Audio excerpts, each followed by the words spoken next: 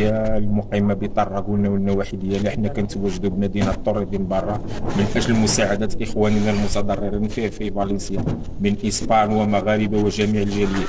وشكرا وتحياتي للجميع، وهذا نداء للجاليه المغربيه كامله هنا في طرابلس هنا في اسبانيا تقوم بهذه المساعدات هذه وتقوم بجمع التبرعات، لان الاخوان ديالنا في فالنسيا راهم متضررين جدا جدا، لا الاخوه الاسبان ولا الاخوه المغاربه، لان اسبانيا بلدنا الثاني وعاش المغرب وعاشت اسبانيا. شكرا وتحياتي للجميع.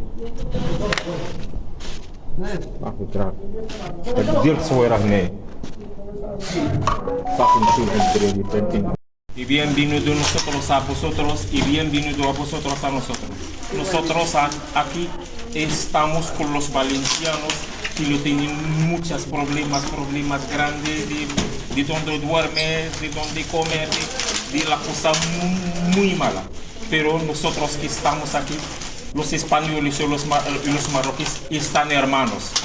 El rey Mohamed VI, el rey hermano del rey Don Felipe.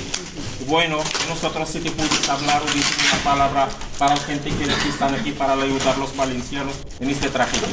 Pues muchas gracias a la comunidad islámica por haber aportado aquí en Torredembarra todo lo que se necesita también para Valencia, que está en estos momentos muy mal.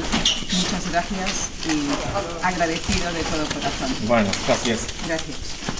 Bueno. Muchas gracias.